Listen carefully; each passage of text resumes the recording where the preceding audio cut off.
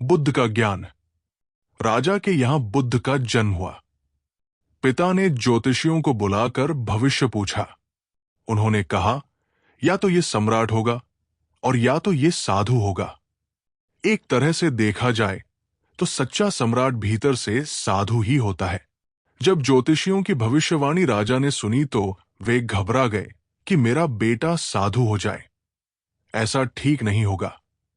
राजा ने पूछा, कोई उपाय बताएं, क्योंकि मैं चाहता हूं कि राजा का पुत्र राजा ही बने।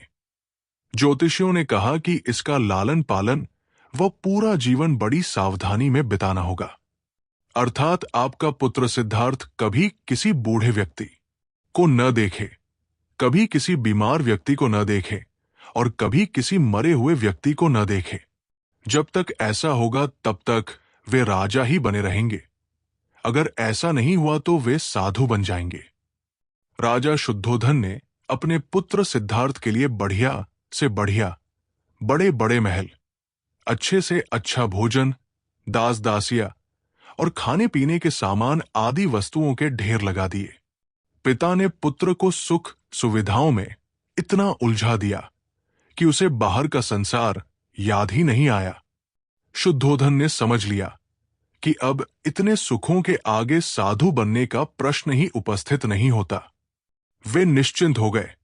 राजा शुद्धोधन ने बिल्कुल पक्की व्यवस्था कर रखी थी कि उनका पुत्र सिद्धार्थ जीवन में कभी भी वृद्ध, बीमार और मृतक व्यक्ति को देख न सके, क्योंकि वे अपने पुत्र को खोना नहीं चाहते थे।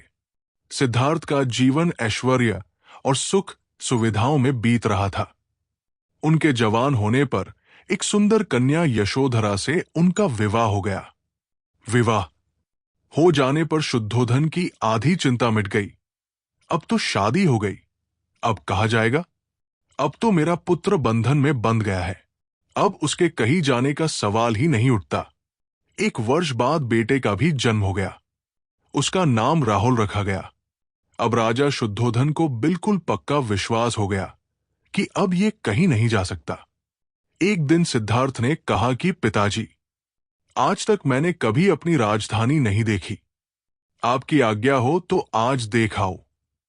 राजा ने कहा, हाँ हाँ, अवश्य जाओ, अपना शहर देख कर आओ। एक सारथी को भी साथ में भेजा गया कि जाओ, राजकुमार को राजधानी घुमा फिरा कर लाओ। फिर भी राजा ने चाक चौबंद इंतजाम कर रखा था कि कहीं चूक न हो जाए। सिद्धार्थ के लिए राजधानी के प्रमुख मार्ग खूब सजाए गए थे, पर घूमते घूमते सिद्धार्थ ने थोड़ा उल्टा मार्ग ले लिया। वे उस मार्ग से गुजरने लगे जहां पर तैयारी नहीं थी, और आज उनको बहुत आश्चर्य हुआ जब पहली बार उन्होंने एक बूढ़े आदमी को देखा। कमर झुकी हुई, पूरी चमड़ी में झुर्रियां पड़ी थी। वो परेशानी और दुख से बेहाल था। उसकी चाल बहुत धीमी थी। बूढ़े की झुकी हुई कमर को देखकर सिद्धार्थ को एक झटका लगा और सारथी से उन्होंने पूछा, क्या एक दिन मैं भी बूढ़ा हो जाऊंगा? सारथी ने कहा, हां राजकुमार, हर व्यक्ति के जीवन में 3 अवस्थाएं आती है, बचपन, जवानी और बुढ़ापा। एक दिन तुम भी बुढ़ापे की अवस्था में जाओगे। हे राजकुमार, ये संसार का नियम है। चाहे गरीब हो या अमीर, सबका शरीर शिथिल अर्थात बूढ़ा होता है। राजकुमार सोच में पड़ गया। सारथी ने रथ को आगे बढ़ाया तो कुछ दूरी पर एक बीमार व्यक्ति मिला जो रोगों से घिरा हुआ था। उस पीड़ित व्यक्ति को देखकर राजकुमार का मन बहुत ही दुखी हुआ। राजकुमार ने पूछा, इसको क्या हुआ है? सारथी ने कहा, यह व्यक्ति बीमार है, इसलिए ये कराह रहा है। इस संसार में दुख और सुख दोनों है। ये अपने अपने भाग्य की बात है कि कोई दुखी है और कोई सुखी है। क्या मैं भी कभी बीमार हो सकता हूं? सारथी ने कहा, आप ये विचार अभी छोड़ दें। समय बड़ा बलवान होता है। ये सारी बातें कर्मों पर निर्भर करती है। चाहे राजा हो या रंक, सुख दुख सब पर आते हैं। अगर शरीर में कोई रोग आना है तो वो आएगा। ये सब सुनकर राजकुमार सोच में पड़ गया। सारथी ने रथ को कुछ आगे बढ़ाया तो सामने से 4 कंधों के ऊपर एक अर्थी को जाते हुए देखा। राजकुमार ने ऐसा पहली बार देखा था। उसने सारथी से पूछा, ये क्या है? ये आदमी मर गया है, ये मुर्दा है। जो व्यक्ति मर जाता है उसको बांधकर श्मशान भूमि में ले जाते हैं, फिर वहां पर उसे जला दिया जाता है। राजकुमार ने कहा, क्या सबको मरना पड़ता है? हां, सबको मरना पड़ता है। ये मृत्युलोक है। जो जन्म लेता है उसे कभी न कभी अवश्य ही मरना पड़ता है। तो इसका मतलब यह हुआ कि ठीक इसी तरह से एक दिन मुझे भी मरना होगा। मेरी देह भी मुर्दा होगी और मुझको भी 4 कंधों पर उठाकर ले जाया जाएगा। मुझको भी ऐसे ही रस्सियों से बांधा जाएगा। मेरे भी आगे पीछे घर के सदस्य रोएंगे, तड़पेंगे, और जिस संसार को मैंने इकट्ठा किया है वो सारा का सारा मुझसे छूट जाएगा। इसका मतलब यह हुआ कि क्या एक दिन मैं भी मर जाऊंगा?